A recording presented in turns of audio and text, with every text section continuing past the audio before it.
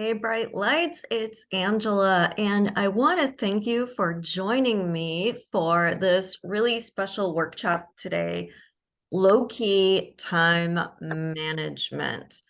And I'm calling it that because this is really about not making time management yet another source of stress. So I want to start with a question. How many of you believe in work-life balance? A lot of people say yes to that. A lot of people think that that is something to aspire to, and they make themselves wrong when they can't get there, when they feel like they're a failure because everybody else allegedly has all this great work-life balance. Their kids are happy, their families are running smoothly, they're running their personal lives really, really, really, really well, but they're not able to do it in their own life. So everybody else seems like they got the career thing going, the family thing going, and they don't. So leave a comment if you are feeling that same struggle with work-life balance, where it feels like everybody but you has got this down. So I want to really take the time today with this workshop to shatter that myth. There is no such thing as work-life balance. We don't live in a world where we can compartmentalize our work and our lives anymore. Everything is kind of blended together. Things are happening asynchronously. There's a lot of expectation to respond to things on the fly. There's a lot of ideals out there about what our personal lives should look like, as well as what success at our career looks like. So it creates a lot of stress and a lot of conflict because we're chasing this impossible ideal, and then we're making us feel really bad when we cannot, in fact, attain it. So, we're going to talk today about how to let ourselves off the hook with that and instead think of time management through the lens of mindfulness and momentum. So, why do I say that? Because when we are more tuned into ourselves, when we are more in balance, when we are more aware and taking care of ourselves, we can make better choices. We can do more better in less time. And we also can see the longer view. So, not just, oh, today I didn't make it through my to-do list, but rather, I made progress today. I'm keeping the ball moving down the field. So if you're feeling like you don't have enough time, which a lot of times when we're looking for help with time management, it's because we feel like we don't have enough time. That feeling that you don't have enough time is just another form of a glass ceiling. And we hear about glass ceilings all the time in terms of careers where you can see what you think you want, but there just doesn't really seem to be a way to get there. And we're going to break through that glass ceiling of time today. So the first thing that I want everyone to do is to make sure that you are ready to settle in for this, that you have a notebook and a pen. If you want a favorite beverage by your side, feel free to do that.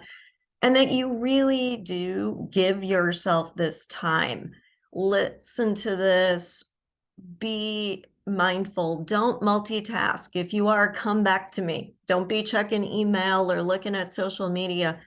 Really, really focus. That is part of how we're going to shatter this glass ceiling. So I want you to think about a bigger goal that you might have right now and where you feel you are with that. And the question that I want you to ponder, because it is going to set our intention for this workshop, is Are you trying to get there, or are you there? Now, you might say, well, I have a goal to get a promotion, and I haven't gotten the promotion yet. But how are you framing it? Are you saying, I'm the person who is making progress towards getting this promotion, but the mindset of being that leader or having a role where I am an advocate for this issue, that role would help me be even more of an advocate for, I'm already doing it. That's the way you're already there. Or are you putting your success in the future and saying, I would really like to have more leadership opportunities. I would really like to be an advocate for this issue. And when I get that promotion, then I will do those things. So I'm hoping you can see the difference there between saying, I'm going to embody the things that I care about now. I'm not going to wait for someone to give me permission or provide me the agency. I'm going to claim it for myself. I'm already there. And as I keep being there in that energy, I will eventually get that promotion, and great. That will just give me more and more opportunity to keep doing this thing I care about. But I'm not going to put my ability to do it in the future. I'm going to have it there now. So take some time right now and think about the things you want to do, and think about whether you are approaching them from a mindset of trying to get there or already being there. So I'll give you a minute to kind of think through that.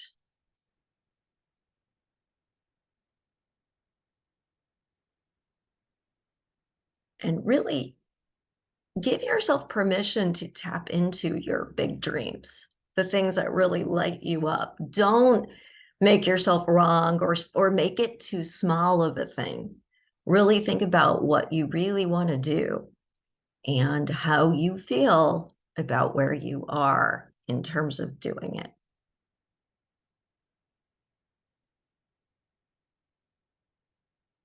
So for those of you who are still thinking about this, have some prompts. Dory has a great comment. I'm not waiting for others to validate me. Yes, that is a huge, huge, huge one. So many times we do think that if somebody else doesn't recognize us, if we don't get some label or some award or some achievement, that means we don't have the permission to do it. And that isn't true.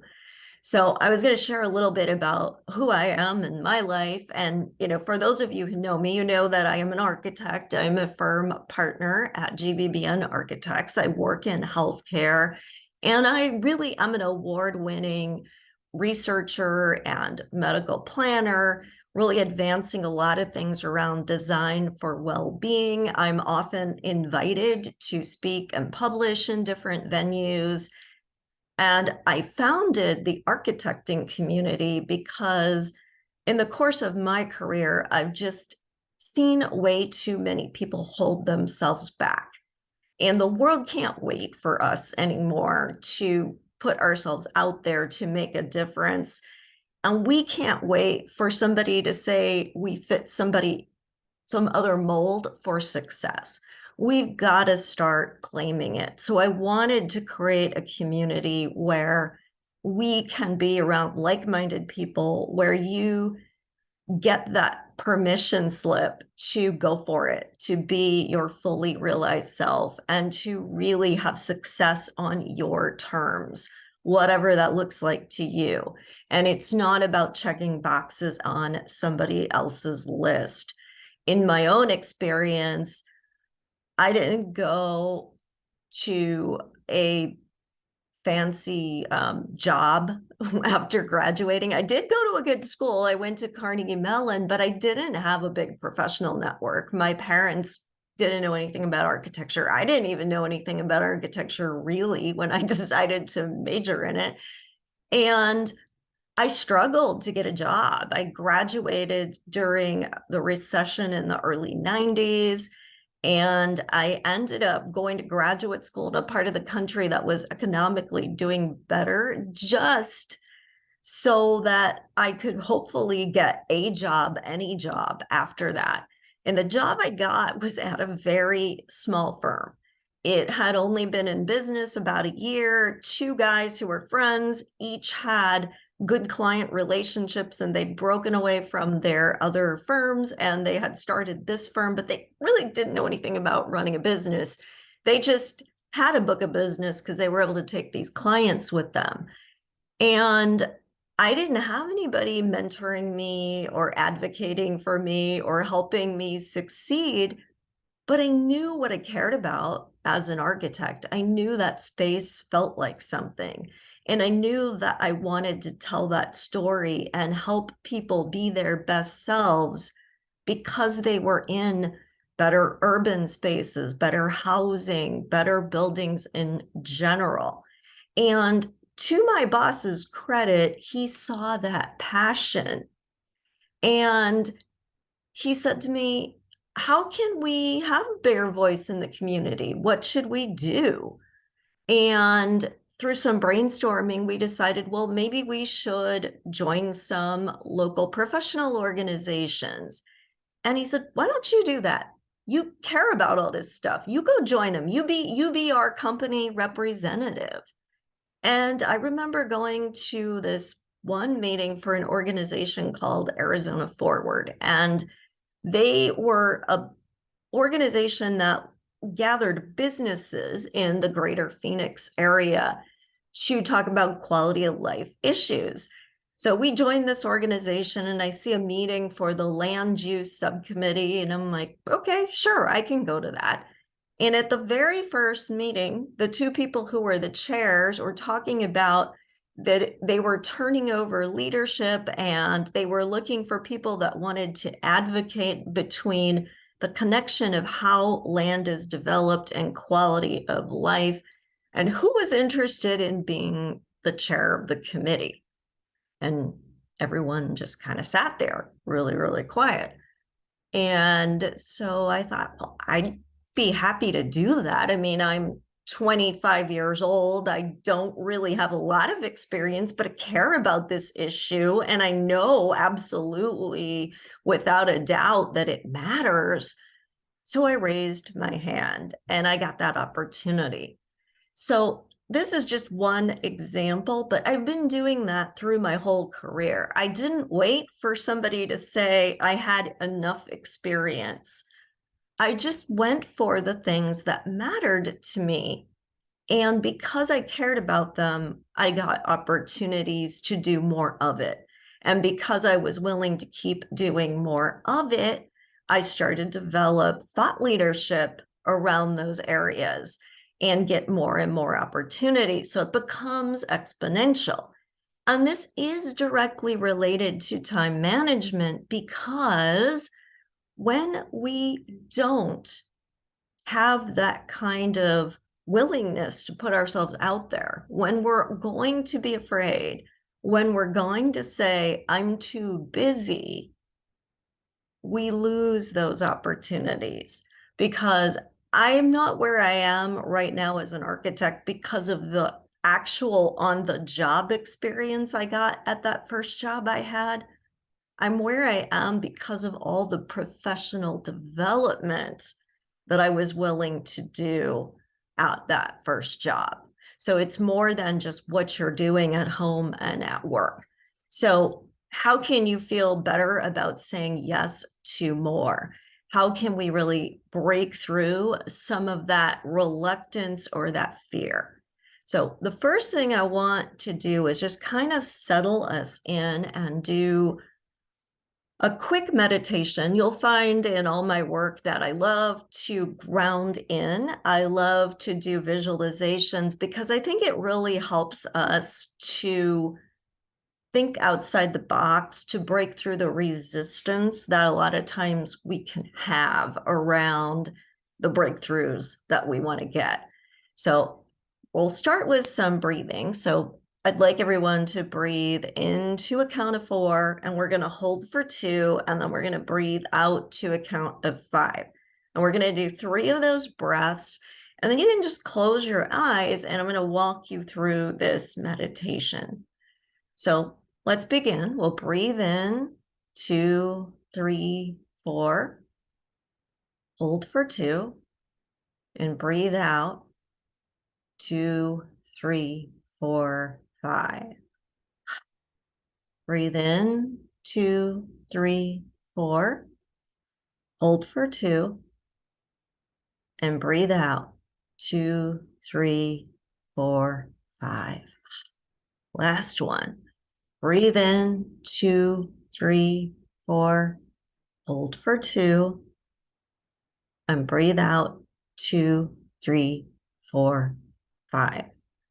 Now, I want you to think about a time in your life where you stared down a big fear, something that felt overwhelming, or that was a crisis, or where you really had to go for it when you didn't feel ready.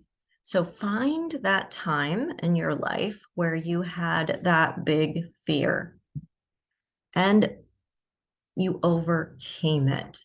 So really think about it. What were the circumstances? How did you feel? What were the doubts that went through your mind?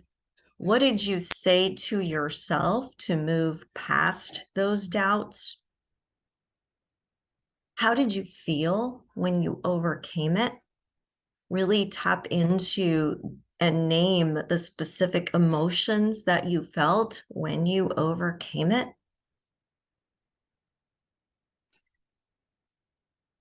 And then I want you to look at that and think, what was that thing inside of you that was even greater than the fear? What was that thing? So when I think back to moments like this in my own life, the thing that really got me through was resilience. So that was what I've always been able to fall back on, my resilience. But maybe for you, it's courage. Maybe for you, it was wisdom. But I want you to think about what that thing was that was bigger than the fear that allowed you to overcome it in that moment. Then I want you to think about what happened on the other side of that moment. So, what character traits started to emerge because you made it to the other side of that moment? And you can write those down. Were they tenacity? Were they audacity? Now, what was it? What was it that really emerged as a character trait for you? And then the last thing I want you to think about is how you can take those character traits and use them to break through your glass ceiling. Because all a glass ceiling is a perception that you can't get to where you want to go. And all the reasons that you could give me why you can't do it, they can all be overcome if you make it non-negotiable. And the way you make it non-negotiable is by tapping into those character traits, because this is your superpower. This is what's going to get you through.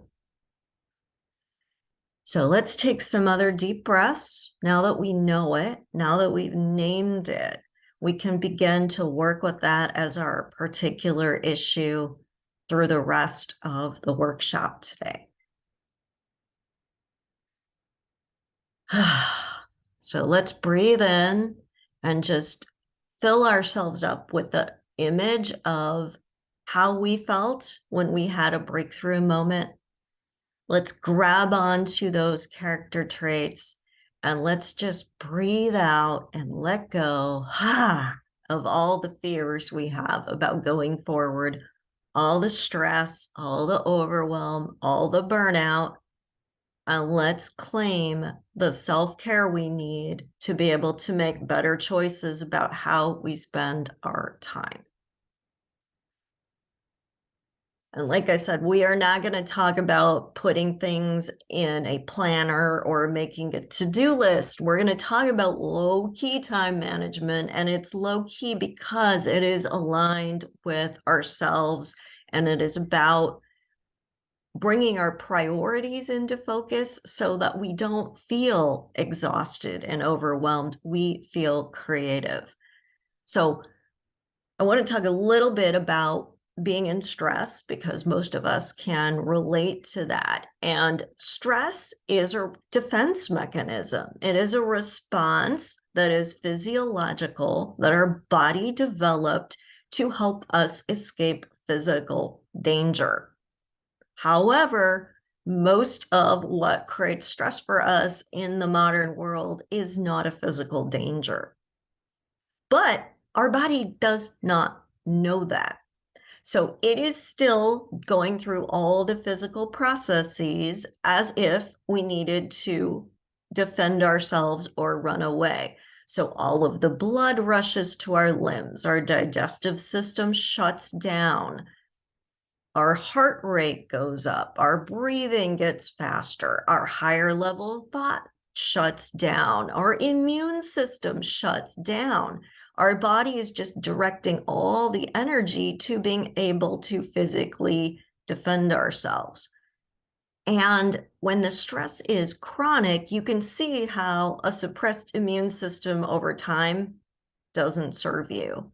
How we often have issues with our digestion because that's being shut down when we're in stress. And did you know that a lot of the self-regulating hormones that keep us calm, that keep us focused, that keep us happy, like serotonin, are produced in our gut? So our gut health actually matters, but we don't have very good gut health when our body has shut it down because it isn't a survival priority, right? So stress isn't serving us, but also we can't create. It's just common sense, right? You can't create when your energy is being directed to survival and you're in fear. It's impossible to create. When we can't create, we're like a hamster on a wheel, just getting through the day, checking boxes, being run ragged, doing a million different things, but we're not being creative about how we spend our time. We're not discerning about how we spend our time. And we're certainly not having innovative breakthroughs in our life or our career. So this is why it is so important to connect with mindfulness in momentum so that we can really be better stewards of our day. Because life is short. It is too short to waste it doing things you don't love and never actualizing the things you really want to do. So let's work on using more of our intuition to make aligned priorities. So I'm going to ask, first of all, so much of what we do in our day, if you actually think of it, how you spend a typical day, how much of that stuff do you love to do? If you go through, you wake up in the morning, what are some of the first things you do as part of your morning routine? You get everybody out to wherever they need to go for the day. What are those steps you have to take? You begin your work day. What's involved with that? How do you start your morning? Are you rushing through traffic and just barely getting there for a meeting and you spilled coffee on your shirt? Or are you starting your day doing something that feels nourishing to you, working on a project you love, doing something exciting or fun, learning about something? How does your workday go? Do you take breaks? Or do you just flog yourself all day long? Do you eat lunch? And how do you eat lunch? Are you sitting at your desk mindlessly shoveling whatever into your mouth just to be full? Or are you taking a walk or going out to a nice restaurant or doing something with some of your coworkers or a friend? Are you eating healthy food? How late are you choosing to work? Do you believe that you have to put in more and more and more hours to be successful? Or do you believe you can work smart and end your day at a reasonable time? What's it like when you get home? Are you having a nourishing dinner with friends or family? Are you connecting with people and unwinding? Or are you even more stressed out? Are you working that third shift in the evening? Or are you taking time for self-care? Are you going to bed at a reasonable hour? Or are you overstimulating yourself, doom scrolling through social media or checking email or worrying about the next day and then not sleeping well? So really think about how you are spending your day. And the things that are part of your daily routine that you love, I want you to circle. And the things that you would love to say no to, because there are definitely things we don't love that we still have to do. But there's probably some things on your list that you could start saying no to. You could delegate them to someone else. Or you might realize that you don't really need to bake cupcakes for the PTO bake sale. You could have said no to that. Or that you could have made a carpooling arrangement so that you didn't have to ferry your kids to 10 different places in the evening. Or maybe it's just become a force of habit that your kid is taking guitar lessons. They've been doing it for 5 years and they really don't even practice. So if they don't love it, why are you still making them do it? That's eating up their time and your time. So what can you say no to in your day? Of the things that have to get done, what can you delegate? Who else could do this? This is the best question you could possibly ask because that's freeing up your time. Now let's think about what you could say yes to in your day, what you would love to do. Would you like to spend more time doing fun stuff? Janice is taking care of the animals and getting ready to go to work. Yeah, work has become a grind. A lot of people feel that way. Yeah, it can feel really, really tough sometimes when work is monotonous and we've lost touch with why we went in this career path at all.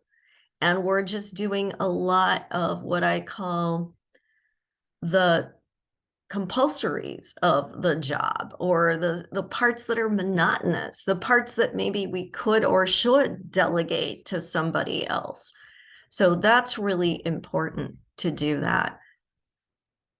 And yeah, working on balance with clients' expectations, because a lot of times we don't do a good job of creating boundaries, then we wonder why we don't have time. Instead of feeling like we have to make everybody else happy, we get to say, I could do this, but it's going to cost extra, or I could do this, but it's going to take another month or another week or whatever the realistic time frame is. A lot of times we're conditioned to respond to whatever the screaming priority is, right? Because it's demanding our attention. And we don't even think about whether it's truly an emergency. We just say yes reflexively. And by doing that, we're robbing ourselves of our peace of mind and our time, Because what do we have to do to make that work? What did we have to juggle? What got pushed to the side? How did we make the things that were our personal priorities mean less to us because we made somebody else's priorities mean more than our own? So this is a really important thing to kind of like clear through, coming home to housework, you know, feeling pressured into a lot of volunteer opportunities. Yeah, all of that, right? So who else could do it? Is hiring a cleaning service an option?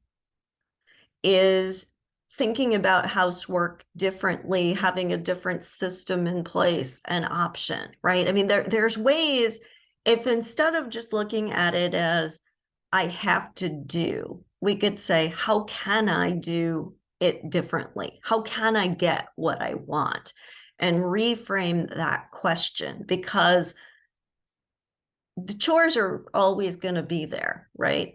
And if all we ever do is make ourselves wrong at the end of the day for not getting it all done, we just feel bad about ourselves, right? So yeah, feeling inadequate, that's a big problem that many people face, because we've made it all about getting things done instead of seeing that momentum, which is the next part of what I wanted to talk about, was building that momentum. So let's say you really want to cultivate a certain area of expertise, or you want to work on well-being more, whatever your priorities are. How can we build our day in a different way? So, for example, could you get up a half hour early? And in that half hour, you could spend 15 minutes meditating. You could spend 10 minutes journaling. You could spend some time reading an inspirational book, even if you only read a chapter or a few pages. On your commute, you could listen to a podcast or maybe an audio book. That's something that puts you in a good frame of mind. That's something that inspires you. That's something that's helping you build that skill set. Doing things like that are a way to build time in for the things you want, even when you think your day is busy. So if you were to do that for a half hour every day, and you were to block just 1 hour out of the rest of your day where you worked on advancing that thing that mattered to you. So maybe it was researching something or studying for a certification exam, whatever it is, right?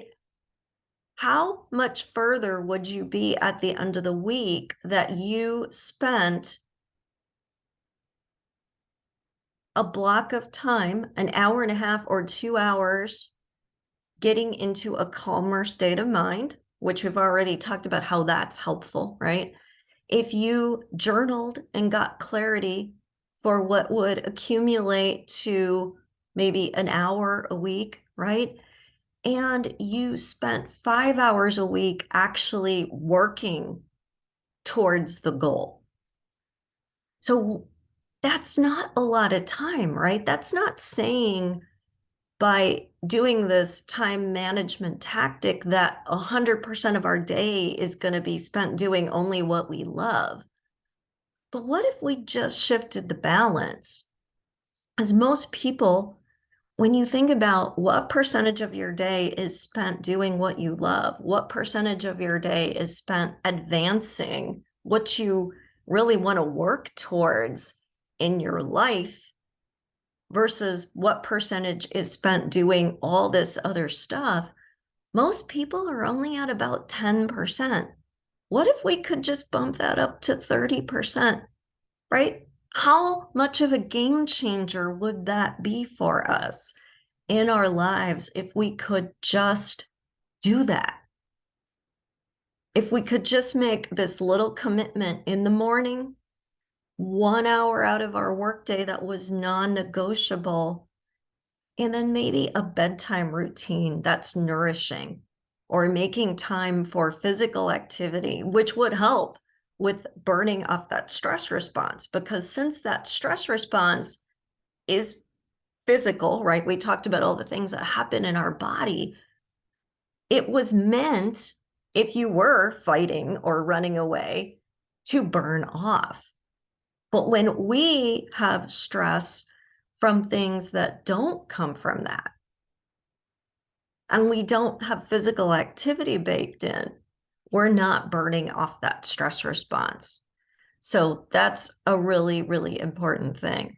So Midori says she calendars her day in detail. And I love that. I love that you're putting your non-negotiables first. So let's start the day doing the things that really, really matter. That's a great, great strategy, and really commit to it.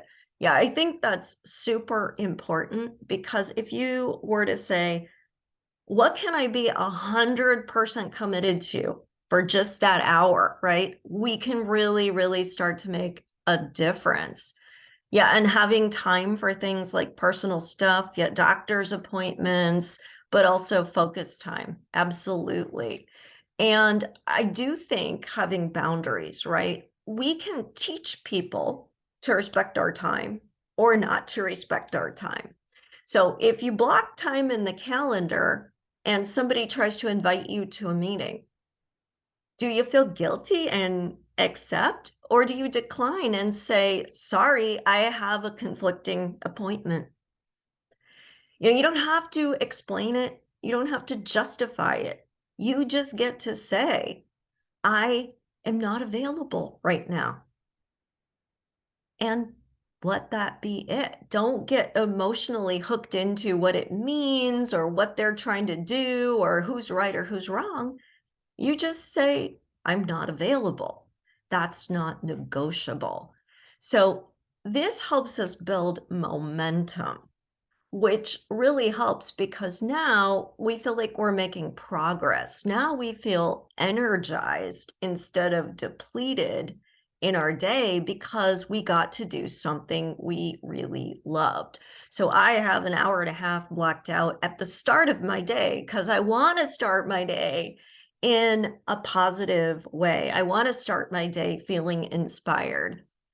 I have it blocked off for research. So I do my morning routine. I actually take an hour for myself in the morning, and I get my son up for high school while I'm doing this. So I have kind of an awareness that he's not losing track of time and getting out the door, but I make him responsible for getting his own breakfast, getting himself dressed, getting himself packed up and out the door. I just prompt him on the time.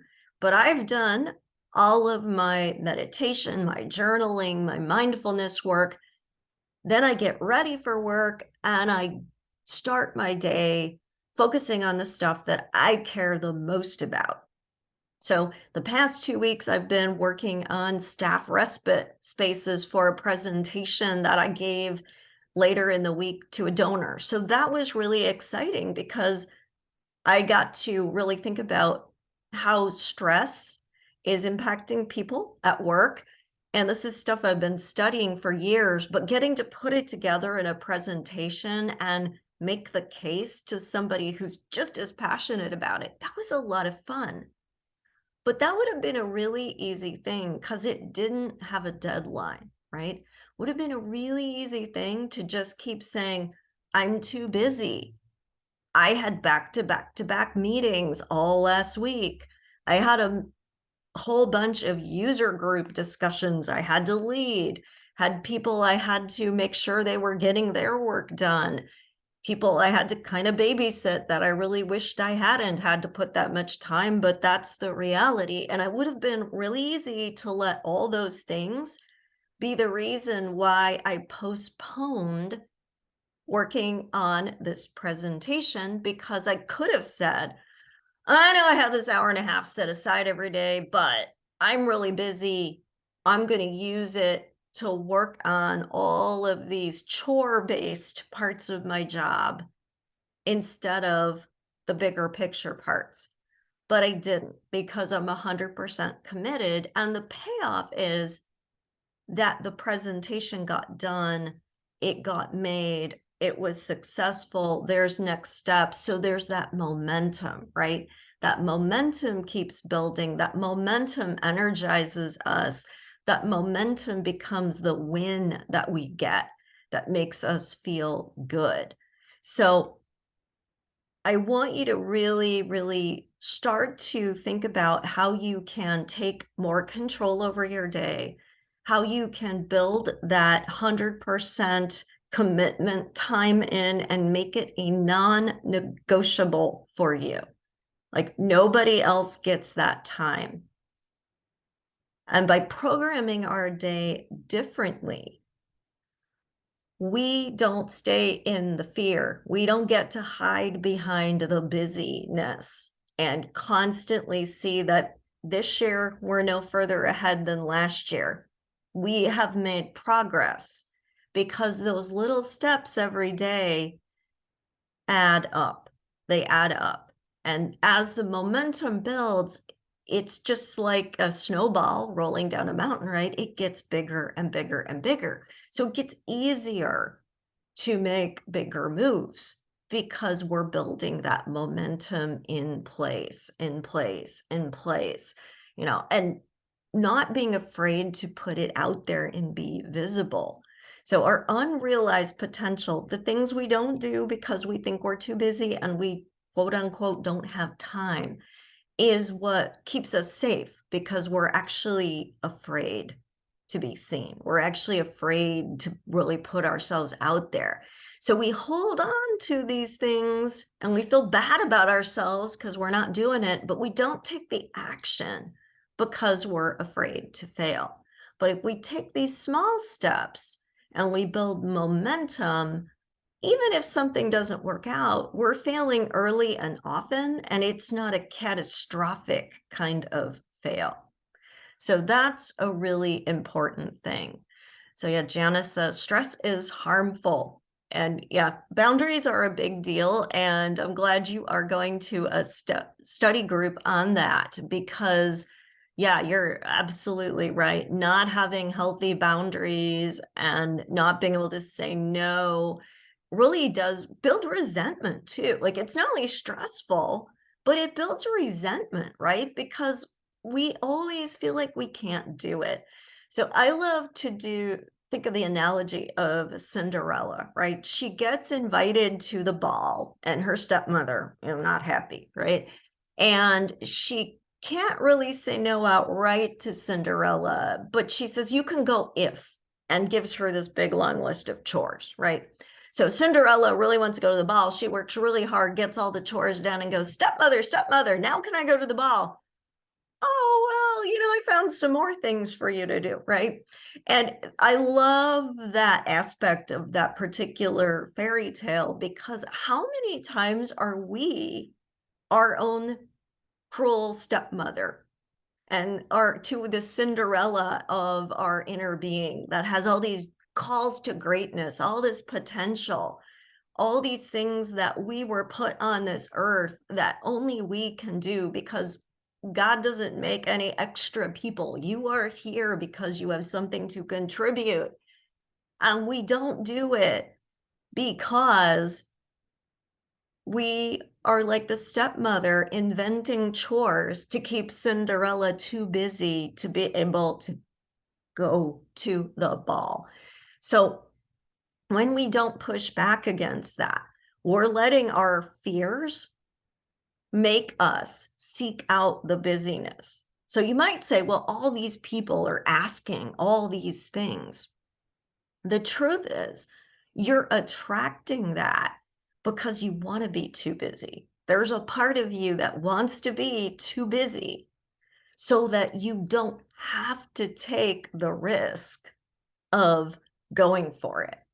So working on boundaries is a big part of overcoming those fears. But then you have to make sure that you are filling up the time that you're carving for yourself in a meaningful way. So you can't have the boundary of, say, not having the pressure to volunteer for an event or plan an event or do something like that, but then go home and find a whole bunch of chores to do.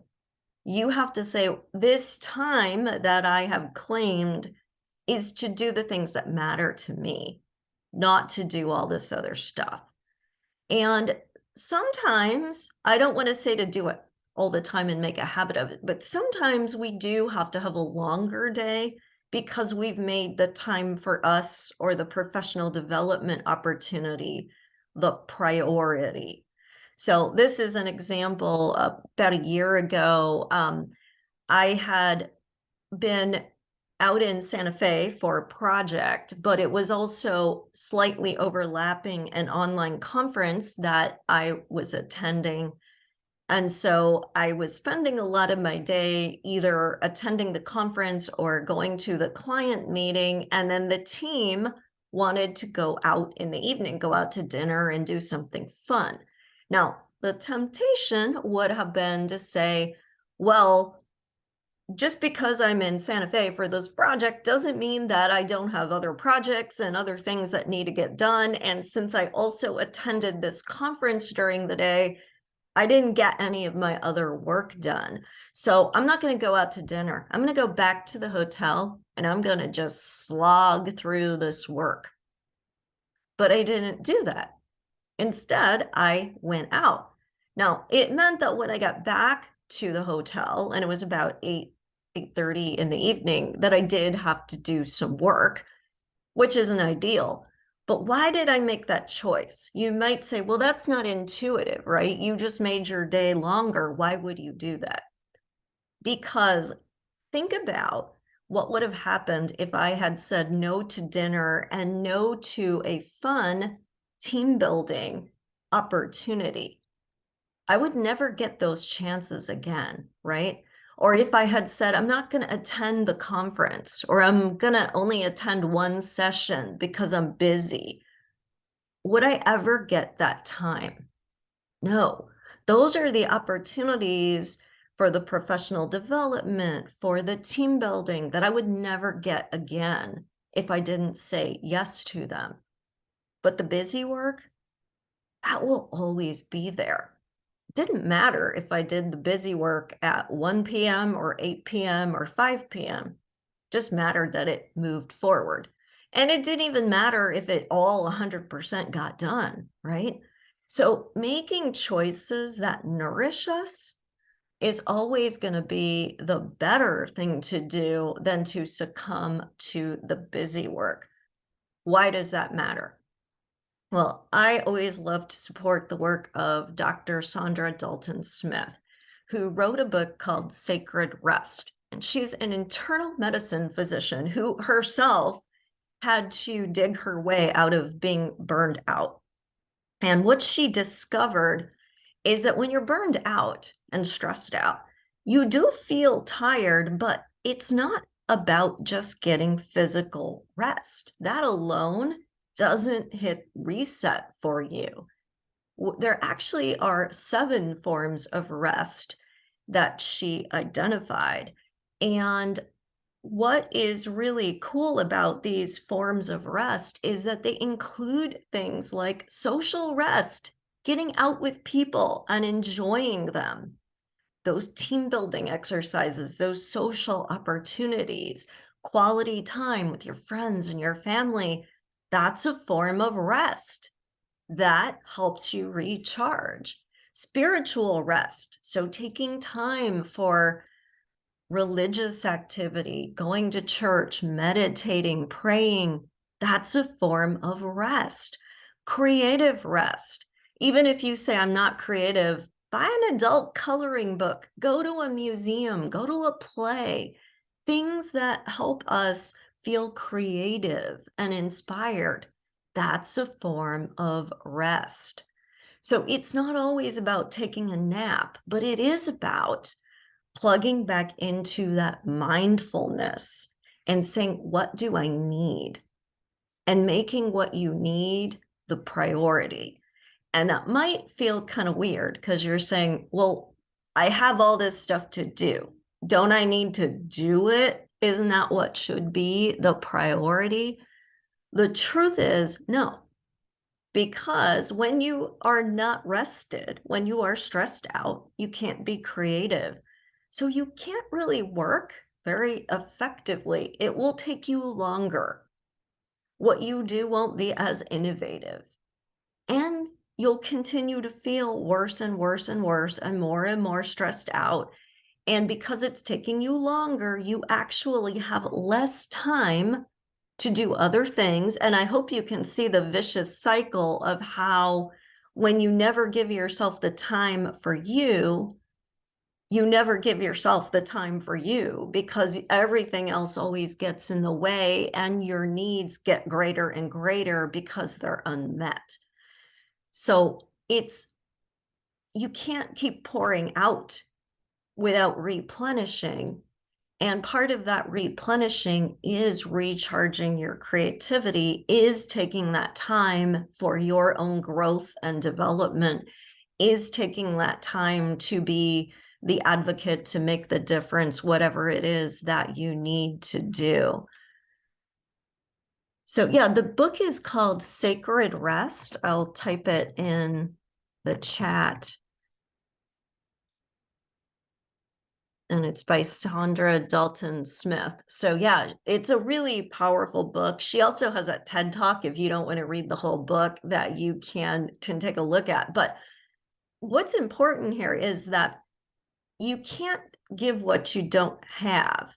And we often think, oh, I'm just going to keep giving to others, as if we had a pitcher of water, right? And we could just keep filling everybody else's glass.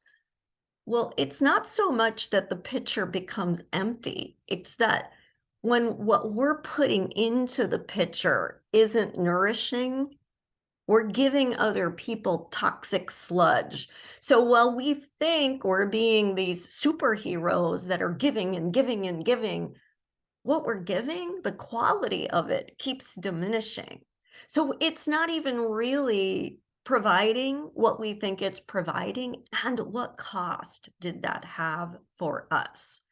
So the other thing I want to talk about here in terms of time management, so we talked about being more mindful, getting more clarity, building momentum by building in time in our day to nourish ourselves in all different ways. Some of it may be getting rest. Some of it may be doing something that inspires us and advances our work or our expertise.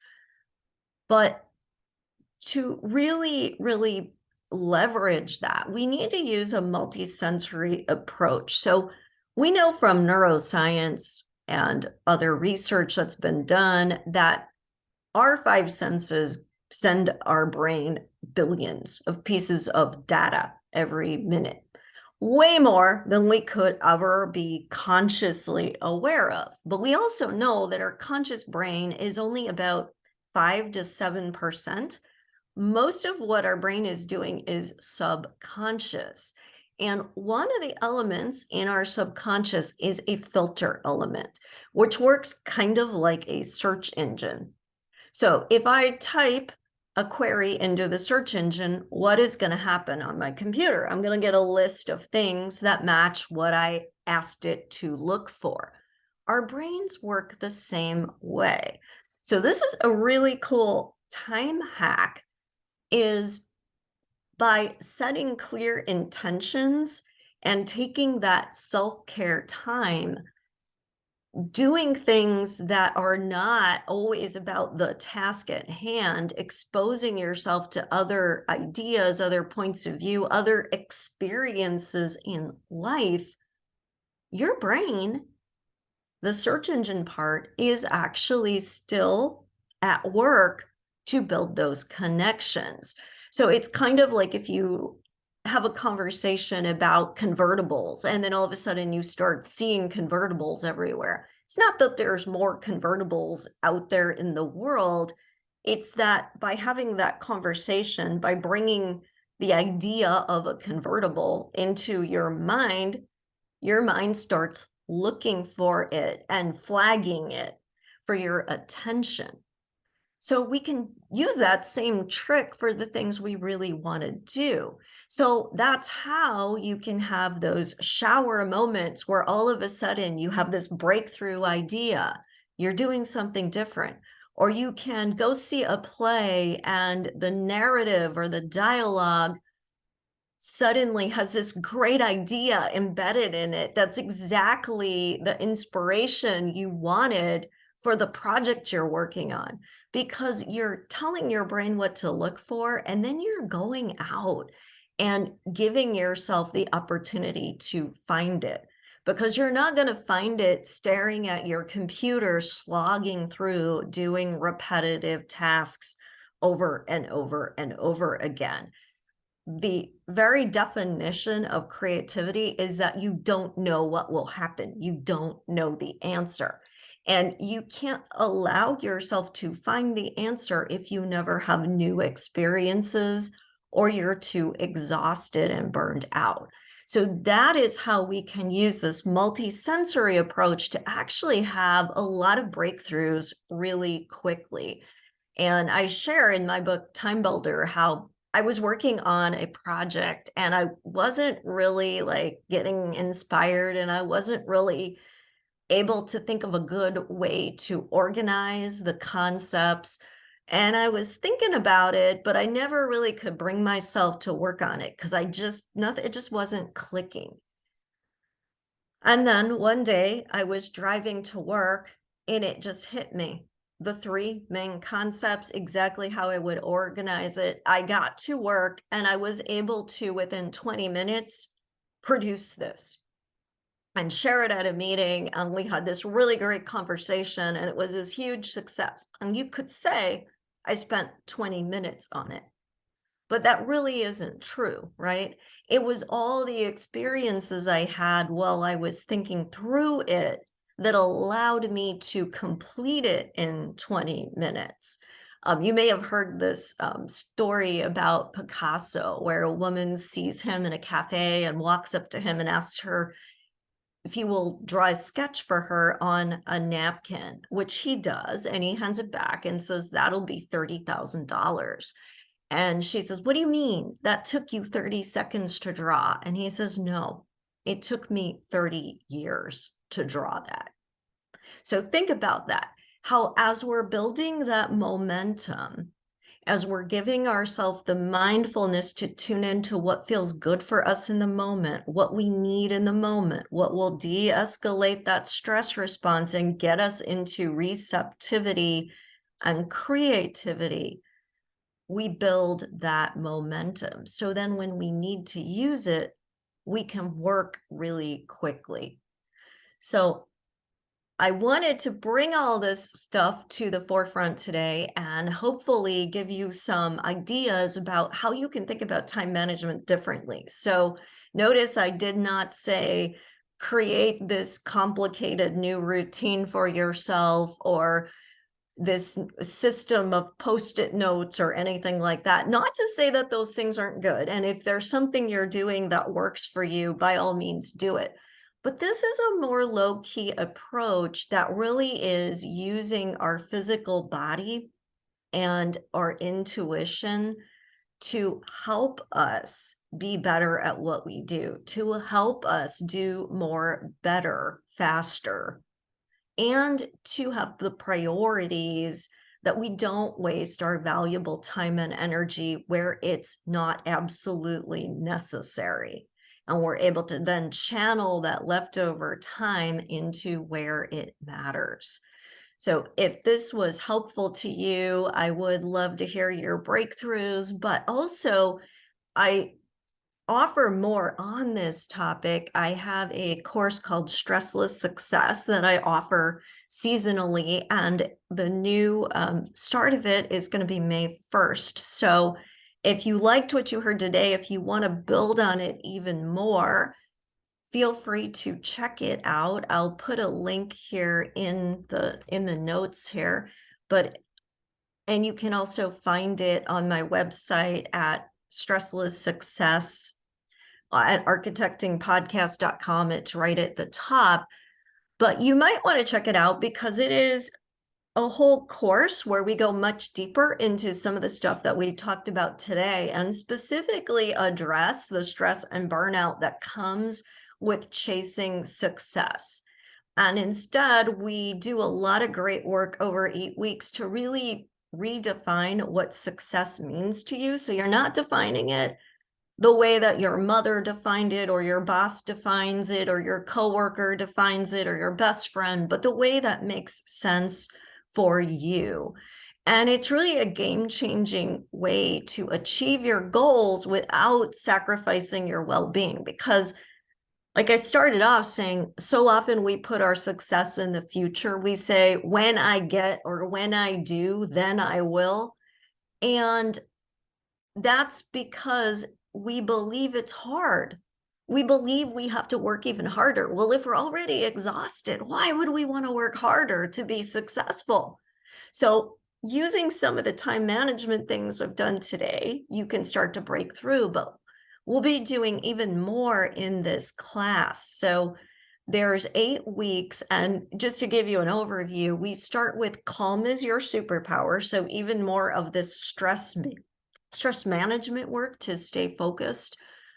Week 2, talking more about getting out of the busyness trap and making space for what matters. But then we build even further. So in week 3, cultivating a growth mindset and really defining what that dream job is for you.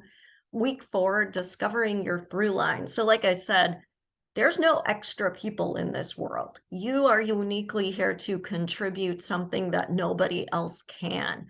So, what is that? How can we really get that clarity? And how do we start asking for the opportunities we want? Week 5 is about taming the chaos, right? Get rid of all those distractions that get in our way. Week 6, laser focus tactics. So more of this doing more better in less time. Week 7, getting and staying in flow state. So if you've been in flow state, you know how amazing it is when you're just so enjoying what you're doing that time just doesn't even exist and you're energized by it. You don't want to stay, you don't even want to stop doing it, right?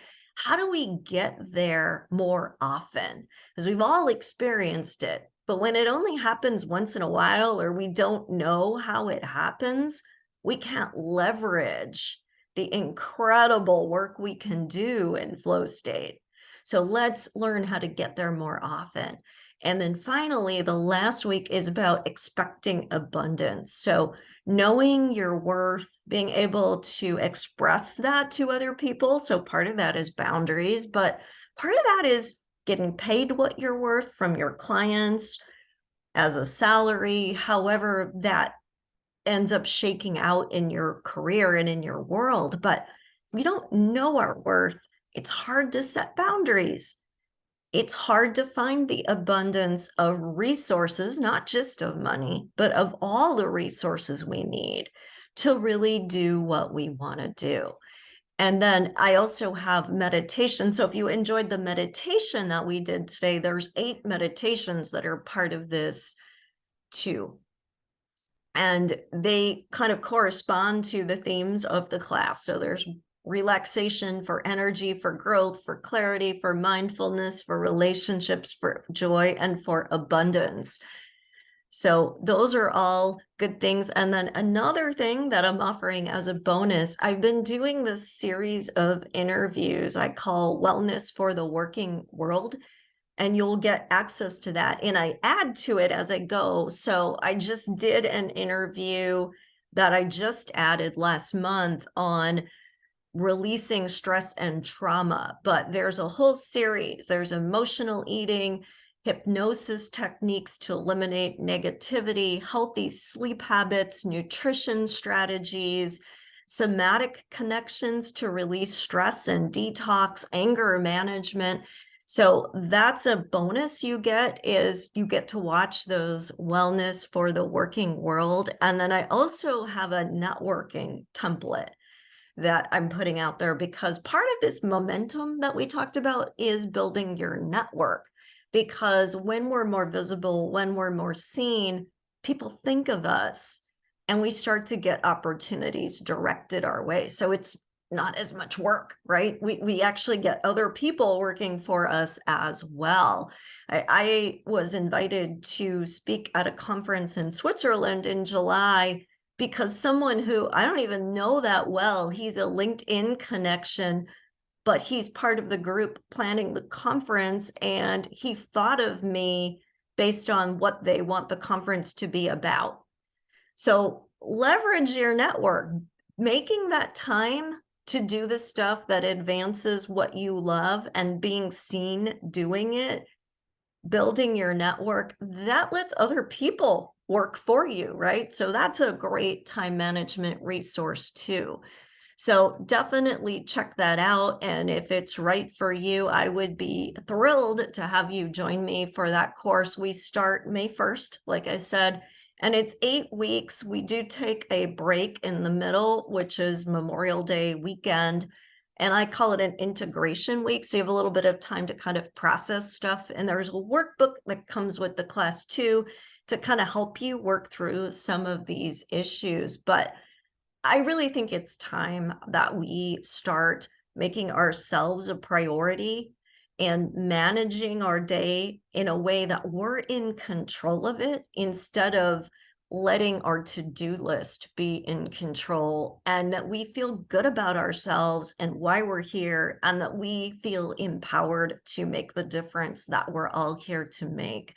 So thank you for that, Jana. It's great to know that you found it helpful to hear that it's okay to spend time on ourselves and not to do everything. Absolutely. Like, self-care isn't selfish. Like I said, it is the best thing you can do for the people you love is to take care of yourself. You know, I always joke with my kids, if mama ain't happy, nobody's happy. And if mama's happy, everybody's happy. But that's true, because if I'm not happy, how am I showing up as a parent? How am I showing them an example, right? Do I want the example my kids see is life is hard, it's stressful, and it's drudgery? Is that what I want to teach my kids about how life works? But it could be the lesson if that's what they're seeing me do, right? So thank you again so much for being on the call for me today, with me today. Definitely check out Stressless Success. I'd love to have you join me for that as well. And stay tuned. So I am going to be doing a special email offering all next week with my friend Sarah Francescuti, who's also a business coach. And we're doing it as an email. So not another workshop or anything like that, but there'll be a series of emails with time management tips in them. So make sure you look for that. I only normally send an email once a week, but next week you'll be getting one every day. So don't drop out of the list. Just know that it's to give you these extra resources as we build this time management momentum. So have a great day, everyone. Thank you so much for being with me on the call today. I hope you learned a lot, and I'd love to hear more. Send me an email. How is this helping you? What have you tried? What's working? What's not working? Because I really want to set you up for success on your terms. So love you all so much. Thank you, thank you, thank you. I am so honored to be able to share this time with you. Take care.